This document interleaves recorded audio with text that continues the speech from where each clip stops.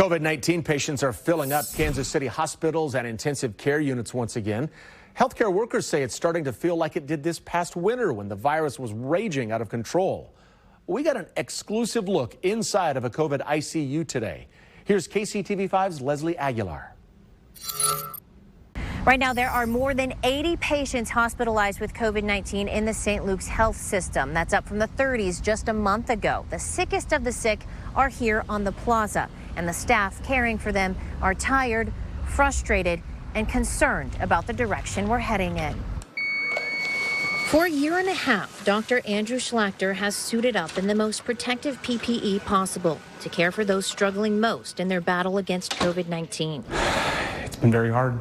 Inside this COVID ICU are patients as young as 30, many on machines to keep their lungs and hearts working. I'm seeing a whole lot of avoidable and preventable death. Dr. Schlachter says it feels a lot like it did in February, but this time the majority of patients had access to a vaccine and chose not to get it. My patients with coronavirus, many of them are intubated, many of them are deeply sedated, many of them are on significant amount of medicines to control their muscles and paralyze them even. Some patients have underlying health conditions, some were perfectly healthy.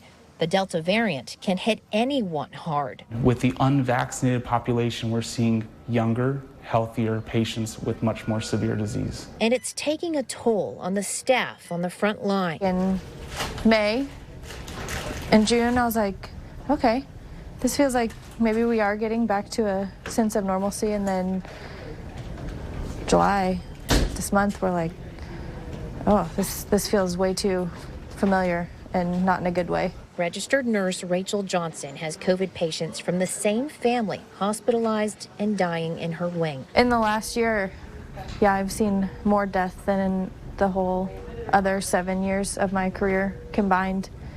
And I've also had to hold the hand of a dying patient with no family. That's horrible. Nobody should have to do that or be alone. It just doesn't feel fair. It doesn't feel right. She says with the vaccine so readily available, this all seems unnecessary. Do what you can.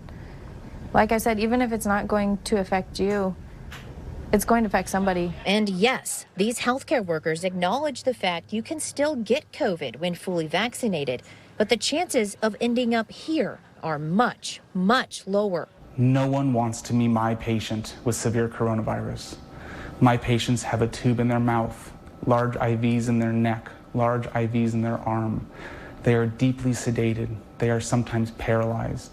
They are sometimes put onto their stomach, we call that proning, to help with lungs that have completely failed.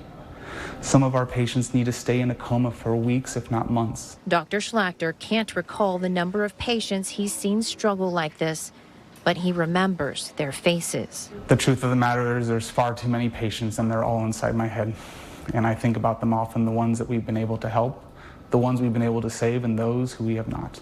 Dr. Schlachter says he still hears a lot of skepticism from families of patients dying from COVID, questioning whether the virus is to blame. All he can do is lay out the facts and do his best to reverse the illness. And we can all help him and his colleagues by simply getting the vaccine. Reporting in Kansas City, Leslie Aguilar, KCTV 5 News.